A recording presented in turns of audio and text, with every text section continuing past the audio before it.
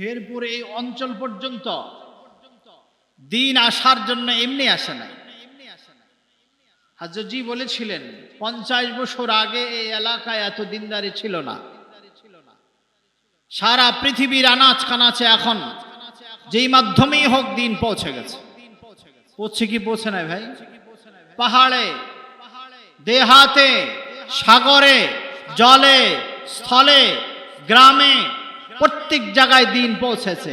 চাই এটা কিতাবের মাধ্যমে হোক, চাই নেটের মাধ্যমে হোক, চাই বয়ানের মাধ্যমে হোক, চাই সোহবতের মাধ্যমে হোক, চাই নজরের মাধ্যমে হোক, চাই তাবলীগের মাধ্যমে হোক, চাই জিহাদের মাধ্যমে হোক, চাই আজানের মাধ্যমে হোক, যেই মাধ্যমে হোক দিন পৌঁছে গেছে। পৌঁছে কি পৌঁছে নাই? জোরে বলেন, পৌঁছে কি পৌঁছে নাই?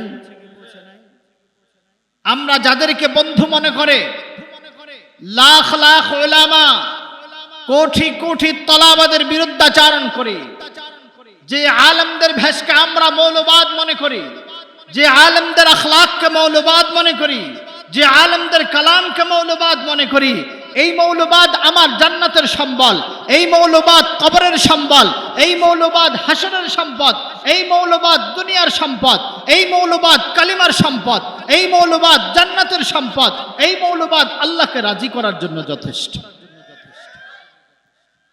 যাদের ভেষে বেশি হয়ে, যাদের লেবাসে লেবাসে হয়ে, যাদের মতো আমার চুল, যাদের মতো আমার চেহারা, যাদের মতো আমার জামা, যাদের মতো আমার পোশাক, যাদের মতো আমার লুঙ্গি, যাদের মতো আমার প্যান্ট, যাদের মতো আমার মোবাইল, যাদের মতো আমার ঘর, যাদের মতো আমার গঞ্জি, যাদের মতো আমার অঙ্গ প্রত্যঙ্গ, যাদের চিন্তায় আমি চিন্তিত হয়েছি, যাদের ফিকিরে আমি ফিকিরমান হয়েছি, যাদের মহাব্বত অন্তরে লালন করি, যাদের মহাব্বত আমি আমার সংসারে প্রয়োগ করি, যাদের জিন্দেগিকে আমি আমার সমাজের ভিতরে বাস্তবায়ন করি, যাদের ন্যায় নীতি বলতে, যাদের সামাজিকতা, যাদের ভদ্রতা বলতে কিছু নাই, যাদের শিক্ষা বলতে কিছু নাই, যাদের আখলাক বলতে কিছু নাই, যাদের স্বভাবের ভিতরে কূটনীতি, যাদের স্বভাবের ভিতরে দুর্নীতি, যাদের স্বভাবের ভিতরে লম্পটতা, যাদের স্বভাবের ভিতরে জুলুম আর অত্যাচার, যাদের স্বভাবের ভিতরে দুনিয়া আখিরাতের সকল বিফলতা, এই সমস্ত ব্যক্তিকে বন্ধু বানাইয়া আজকে মুসলমান আমার দুশমন বানিয়ে ফেলেছি। উলামায়ে কেরামকে আমার বিরুদ্ধাচারণ করেছি, আলেমকে আমার দুশমন মনে করে বসছি। আলেম আমার বন্ধু যেখানে ছিল, যিনি আমার ইহকালের মুরব্বী, পরকালের মুরব্বী, হাসরের মুরব্বী, মিজানের মুরব্বী, ফুলসিরাতের মুরব্বী, মরার আগের মুরব্বী, মরার পরের মুরব্বী, তিনি হয়ে গেছে আমার দুশমন। আর যেই নীতি আর যেই কূটনীতি যেটা আমার ইহকালীন ধ্বংস, পরকালীন ধ্বংস, ইসলামের ভিতরে সুদ নাই, তারা আমাকে সুদ ব্যবসা উপহার দিয়েছে। ইসলামের ভিতরে ঘুষ নাই, তারা আমাকে ঘুষ নামক বস্তুকে উপহার দিয়েছে।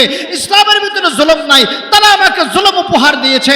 ইসলামের ভিতরে অত্যাচার নাই, তারা আমাকে অত্যাচার উপহার দিয়েছে। ইসলামে হিংসা নাই, তারা আমাকে হিংসা উপহার দিয়েছে। ইসলামের ভিতরে গীবত নাই, তারা আমাকে গীবত উপহার দিয়েছে। ইসলামের ভিতরে দুশমনী নাই, তারা আমাকে দুশমনী উপহার দিয়েছে। ইসলামের ভিতরে আক্রমণ নাই, তারা আমাকে আক্রমণ উপহার দিয়েছে। ইসলামের ভিতরে প্রতিহত আছে, ইসলামের ভিতরে প্রতিহত আছে, ইসলামের ভিতরে প্রতিশোধ আছে। কিন্তু ইসলামের প্রথম আক্রমণ কখনো মুসলমান করে নাই। মুসলমান কখনো প্রথমে আক্রমণ করে না। মুসলমান মজলুম হয়, মজলুম হতে হতে সীমা যখন অবলম্বন করে, সীমা যখন অতিক্রম করে, তখন বদলা দেয়, তখন উত্তর দেয়, তখন জবাব দেয়, তখন আজানের বিপরীতে কোনো ব্যক্তি যদি বদাখলাক করে, ওই বদাখলাকের ব্যক্তির বিরুদ্ধে তখন উত্তর দেওয়া হয়। কিন্তু ইসলাম সর্বপ্রথম কোনো কাফেরের উপর হামলা করে নাই। পৃথিবীর শুরু থেকে এই পর্যন্ত যত মানুষ প্রথম হামলা করেছে, তারা সবাই হয়তো ইহুদি, নসদ নাসারা, নসদ বৌদ্ধ, নসদ খ্রিস্টান, নসদ হিন্দু, নসদ বিভিন্ন ব্যক্তিরা, যারা ইসলামের কোনো পক্ষপাতী ব্যক্তি না। আজকে তাদেরকে আমরা বন্ধু বানানোর কারণে কাহরা বন্ধু হিন্দু, কাহরা বন্ধু খ্রিস্টান, কাহরা বন্ধু নাসারা, কাহরা বন্ধু মাজুসি, এক একজনের বন্ধু এক একটা হওয়ার কারণে আজকে ফিলিস্তিনের যারা মুসলমানদের উপর আক্রমণ করছে, ওই ফিলিস্তিনের আক্রমণকারী যারা ওই সমস্ত ইহুদিদেরকে কিছু সরলমনা মুসলমান আলেমদের বিপক্ষে অবস্থান করে তাদেরকে বন্ধু বলে দেশে জায়গা দিয়েছিল, তাদেরকে অর্থের লোভ দেখায়া অর্থের ভিতরে তারা নিজের জীবনকে শেষ করে দিয়ে তারা ওই ইহুদিদেরকে বন্ধু মনে করে। দু চারটি পয়সার কারণে এই ইহুদের বাচ্চাদেরকে জায়গা দেওয়ার কারণে আজকে সেই ইহুদিরা, আজকে সেই নাসারারা, আজকে সেই বৌদ্ধরা তোমাদের উপরে হামলা হামলা করছে, অস্ত্র হামলা করছে, বোমা হামলা করছে, লাখ লাখ মুসলমান শহীদ হয়ে যাচ্ছে। কেন শহীদ হচ্ছে? তোমরা আলেমকে দুশমন মনে করেছ, মুয়াজ্জিনকে দুশমন মনে করেছ, ইমামকে দুশমন মনে করেছ। এই এলাকার মানুষটা যদি আবার সেই ইহুদিদের মতো, আবার সেই ফিলিস্তিনের মুসলিম মুসলমানদের মতো আলেমদেরকে দুশমন মনে করো, ইমামদেরকে দুশমন মনে করো, তোমাদের অবস্থা ফিলিস্তিনের চেয়েও খারাপ হবে।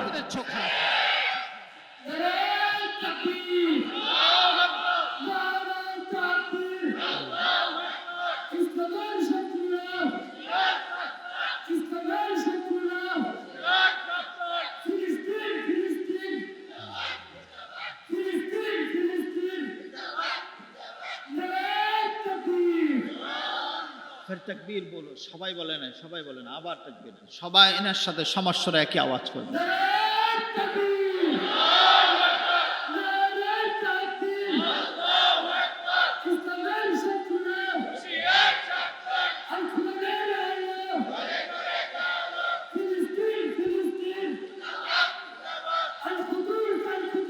জিন্দাবাদ জিন্দাবাদ। লা তাত্তাখিযুল ইয়াহুদা ওয়ান নাসারা আউলিয়াউ বা'দুহুম আউলিয়াউ বা'দ। এদেরকে তোমরা তো বন্ধু মনে করছো, এরা তোমাদেরকে ব্লেড উপহার দিয়েছে, এরা তোমাদেরকে ব্রাশ উপহার দিয়েছে, টুথপেস্ট উপহার দিয়েছে, এরা তোমাদেরকে এসি, গাড়ি, বিভিন্ন জিনিস উপহার দিয়েছে। এই মাইক্রোফোন তাদের বানানো, কারেন্টের পদ্ধতি তাদের বানানো, হাজারো কিছু তাদের বানানো। তারা তোমাদেরকে, আমাদেরকে দুনিয়ার আসবাব উপহার দিয়েছে, আখিরাত উপহার দিতে পারে নাই, পারবেও না। পারবে?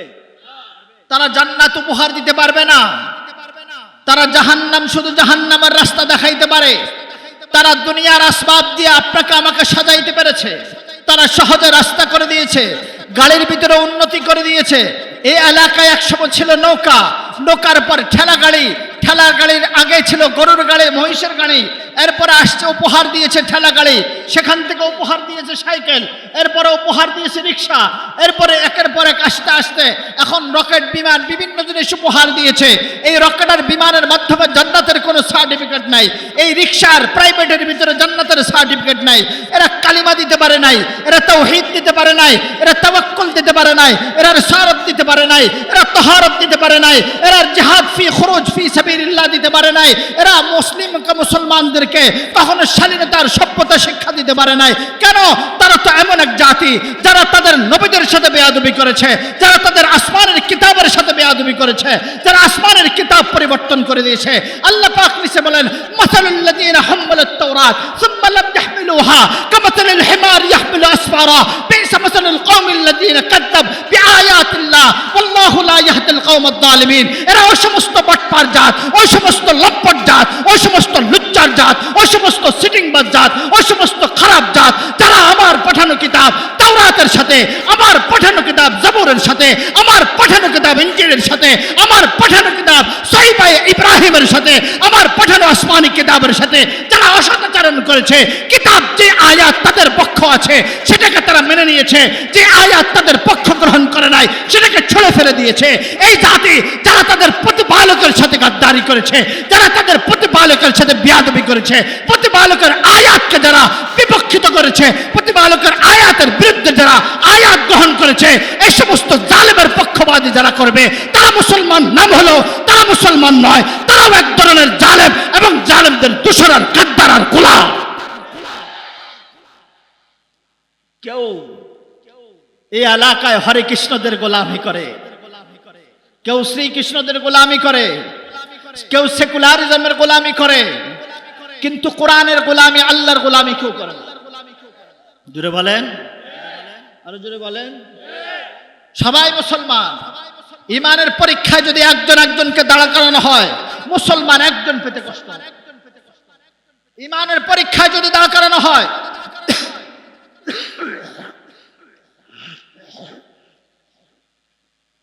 যে সাহাবাদের মতো কারা আছো যারা নিজের জান দিবা, মাল দিবা, সম্পদ দিবা, সম্পত্তি দিবা, সন্তান দিবা, স্ত্রী দিবা, দৌলত দিবা, ইজ্জত দিবা, ওয়াকার দিবা, সব দিবা, একজনে পাওয়া যাবে?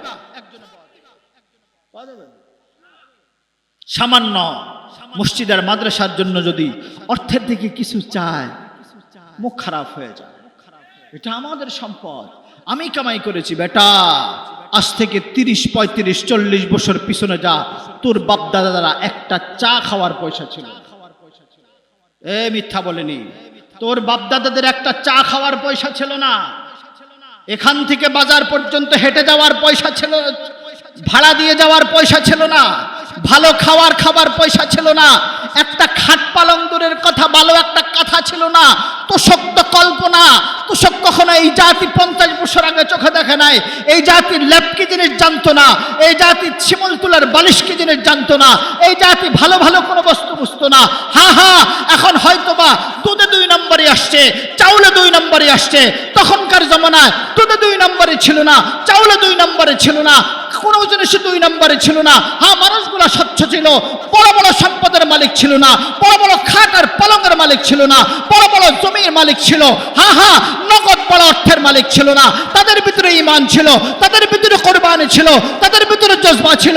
তারা দ্বীন আর ইসলামের জন্য যেই পরিমাণ করেছে, আজকে তোমাদের কাছে ওই তোমাদের মুরব্বিদের কান্নার বরকতে সম্পদ আসার কারণে, তোমাদের মুরব্বিদের কান্নার বরকতের কারণে, তোমাদের কাছে অর্থ আসার কারণে, নগদ অর্থ আসার কারণে, এখন জমি কেনার মতো অর্থ আসার কারণে, বিল্ডিং করার অর্থ আসার কারণে, আজকে যেই মালিক তোমাকে অর্থশালী বানিয়েছে, বিত্তশালী বানিয়েছে, সে আল্লাহকে তুমি ভুলে গিয়েছো। জোরে বলেন, সত্য না মিথ্যা? সত্য না মিথ্যা? আল্লাহর রাস্তে প্রত্যেকের নিকটে উদার আহ্বান করো। ফিলিস্তিন একের পর এক মুসলমানকে শেষ করছে। 1.5 লক্ষ, 1.25 লক্ষের উপরে আজকের দিনে হত্যা করেছে একদিনে। এটা আমার ভাই, ফিলিস্তিনের মুসলমান আমার ভাই। মুহাম্মদ সাল্লাল্লাহু আলাইহি ওয়াসাল্লাম বলেন, হে ইহুদ এবং নাসারারা, হে আমার সাহাবারা, পৃথিবীর যেই কোনো প্রান্তে যদি আমার মুসলমানের কোনো আওলাদের উপরে, আমার ইসলামের ভাইয়ের উপরে যদি কেউ আক্রমণ করে, ওই মুসলমানের পক্ষ হয়ে কাফেরের বিপক্ষে আমি মুহাম্মদ সর্বপ্রথম তরবারি গ্রহণ করব, সর্বপ্রথম হাতে উত্তোলন করব তরবারি। অথচ আপনার দেশের কিছু কুলাঙ্গার মুসলমান নামক ইহুদি নাসারাদের দালালরা মুসলমানদের আলেমদেরকে কারাগারে নিয়েছিল, হাজার নয় লাখ লাখ মানুষকে গুম আর খুন করেছিল। কই তাদের বিপক্ষে কেউ দাঁড়ান নাই? কেউ দালালি করেছেন, কেউ গুস্তাখি করেছেন, কেউ গাদ্দারি করেছেন, কেউ নাফরমানি করেছেন, কেউ তাদের টাকা খায় চুপ করে গেছেন। এবারে রাখো, এই জমিন কোনো ব্যক্তির নয়, এই জমিন কোনো রাষ্ট্রের নয়, এই জমিন কোনো দলের নয়। এই জমিন যিনি বানিয়েছেন, তার কবরে তোমার অবস্থান, তার হাজরে তোমাকে দাঁড়াতে হবে, তার দেওয়া খানা তুমি খাও, তার দেওয়া পোশাক তুমি পরো, তার অর্থের উপরে তুমি আছো, তার বিদ্যুতের উপরে তুমি আছো, তার সকল আসবাবের উপরে তুমি আছো। তুমি তার হুকুমের আন্ডারে, তার হুকুমের বাইরে না এক কদম দিতে পারো, না একটা দৃষ্টি গ্রহণ করতে পারো, না একটা কথা বলতে পারো, না একটা কাজ করতে পারো, না কোনো বস্তু করতে পারো। যে আল্লাহ তোমাকে জীবন দিয়েছে, সে আল্লাহ তোমাকে সুস্থতা দিয়েছে, সে আল্লাহ তোমাকে বলছে, যাও তুমি তোমার পায়ের পাশে দাঁড়াও, যাও তুমি তোমার মজলুমের পাশে দাঁড়াও, যাও তুমি তোমার বন্ধুর পাশে দাঁড়াও, যাও তুমি কোরআনওয়ালার পাশে দাঁড়াও। আজকে কেউ কোরআনওয়ালার পাশে দাঁড়ায় না, দাঁড়ায় তো সেকুলারিজমের পাশে, দাঁড়ায় জালেমের পক্ষে, দাঁড়ায় অত্যাচারীর পক্ষে, দাঁড়ায় হিন্দুর পক্ষে, দাঁড়ায় জালেমের পক্ষে, দাঁড়ায় সুদখোরের পক্ষে, দাঁড়ায় ঘুষখোরের পক্ষে। কিন্তু দুর্বল একজন নেককারের পক্ষে কোনো মুসলমান দাঁড়ায় না। দাঁড়ায়? যদি বলেন দাঁড়ায়? এই জন্য বন্ধু আমি সবাইকে বলবো, ওয়াতাসিমু বিহাবলিল্লাহি জামিআন ওয়া লা তাফাররাকু। আজ থেকে শপথ গ্রহণ করুন। হয়তোবা বিভিন্ন জনের বাবা ভিন্ন ভিন্ন, ঘর ভিন্ন ভিন্ন, পাড়া ভিন্ন ভিন্ন, বাড়ি ভিন্ন ভিন্ন, ইউনিয়ন ভিন্ন ভিন্ন, কিন্তু ইসলামের ক্ষেত্রে আমরা সবাই ভিন্ন না এক? জোরে বলেন ভিন্ন না এক? আস্তে গান আরো জোরে বলেন ভিন্ন না এক? এখানে এক একজন আলেমের বাড়ি এক এক জায়গায়, এক একজনের নাম এক একটা, এক একজনের পাড়া এক একটা, এক একজনের পিতা এক একটা, কিন্তু ইসলামের ক্ষেত্রে আমরা সবাই এক না ভিন্ন? আওয়াজ তুলে বলেন এক না ভিন্ন? কোরআনের ক্ষেত্রে এক না ভিন্ন? ইসলামের ক্ষেত্রে এক না ভিন্ন? হাদিসের ক্ষেত্রে এক না ভিন্ন? এই জন্য এক থেকে জীবন যাপন করে আমরা কাটাইতে কারা কারা রাজি আছি ইনশাআল্লাহ। গজওয়াতুল হিন্দ সামনে আসছে, আত্মামান গজওয়াতুল হিন্দ সামনে আসছে, খুব একেবারে সন্নিকটে, খুব সন্নিকটে। তাড়াতাড়ি আপনার প্রস্তুতি গ্রহণ করুন যে আমি শাহাদাত বরণ করব, আমি ইসলামের পক্ষে দাঁড়াবো, ইহুদিদের পক্ষে দাঁড়াবো না, ইসলামের পক্ষে দাঁড়াবো, হিন্দুর পক্ষে দাঁড়াবো না, ইসলামের পক্ষে দাঁড়াবো, নাসারার পক্ষে দাঁড়াবো না, ইসলামের পক্ষে দাঁড়াবো, ইহুদিদের পক্ষে দাঁড়াবো না, ইসলামের পক্ষে দাঁড়াবো, সেকুলারিজমের পক্ষে দাঁড়াবো না, ইসলামের পক্ষে দাঁড়াবো। আমি ইসলামের বিপক্ষের নেতাকে দেখতে চাইলে ওই নেতার পক্ষ আমি করব না। কোন নেত্রী যদি ইসলামের বিপক্ষে যায় আমি সেই নেত্রীর বিপক্ষে থাকবো না। কোন ব্যক্তি যদি ইসলামের বিপক্ষে যায় আমি সেই ব্যক্তির পক্ষে থাকবো না, বরং আমি থাকবো আল্লাহর পক্ষে, থাকবো কোরআনের পক্ষে, থাকবো ইসলামের পক্ষে, থাকবো মুহাম্মদ রাসূলুল্লাহ সাল্লাল্লাহু আলাইহি ওয়াসাল্লামের পক্ষে, থাকবো হাদিসের পক্ষে, থাকবো ইসলাম আর কোরআন ভিত্তিক যে আলেম কথা বলে সেই আলেমের পক্ষে থাকবো, যিনি ইসলাম এবং কোরআনকে মন মতো মানে, কখনো এই আয়াত মানে, কখনো ওই আয়াত মানে, কখনো এই আয়াত ছাড়ে, কখনো ওই আয়াত ছাড়ে, কখনো এই হাদিস ছেড়ে দেয়, কখনো ওই আয়াত ওই হাদিস ছেড়ে দেয়। এভাবে মুনকারে হাদিসকে, তাওহীন হাদিসকে, আয়াত তাওহীন কোরআনকে, এই সমস্ত ব্যক্তিদেরকে আমরা দ্বীন এবং ইসলামের মেয়ার মানতে পারবো না। তারা তাদের মন হিসাবে হাদিস পেশ করে, মন হিসাবে আয়াত পেশ করে। আজকে তাদের বিভ্রান্তির ভিতরে আমরা সবাই পড়ে আছি। হক্কানি উলামায়ে কেরাম যারা আছে, দেওবন্দি সিলসিলা যে সমস্ত উলামায়ে কেরাম আছে, এবং ফুরফুরার ভিতরে যে সমস্ত সংখ্যা, যে সমস্ত ব্যক্তিবর্গগণ হকের উপর আছে, তাদের সাথে থাকবেন। কি রাজি আছেন? সবাই বলেন রাজি আছেন? সবাই বলেন রাজি আছেন? কারা কারা রাজি আছেন? ইনশাআল্লাহ। একেবারে আলোচনা একেবারে শেষ, বৃষ্টি মোটামুটি আসছে ভাব। হয়তো বা আল্লাহ তাআলা আলোচনা শেষ করা পর্যন্ত একটু আপনাদের কি বিরতি দিয়েছে। আমি শেষ কথা এটাই বলতে চাই, আমরা মুহাম্মদ সাল্লাল্লাহু আলাইহি ওয়াসাল্লামের উম্মত। আমাদের কিতাব এক না দুই, আওয়াজ তুলে বলতে হবে, এক না দুই। ইসলাম এক না দুই, আল্লাহ এক না দুই, নবী এক না দুই, কিতাব এক না দুই, আমাদের বাবা এক না দুই, আমাদের সব কিছু এক। আল্লাহর রাস্তায় ইসলামের জন্য আর ভিন্ন ভিন্ন হতে চেষ্টা করবেন না। ইসলামের কিতাব মানার ব্যাপারে ভিন্ন ভিন্ন হতে চেষ্টা করবেন না। নবীর রিসালাত মানার ব্যাপারে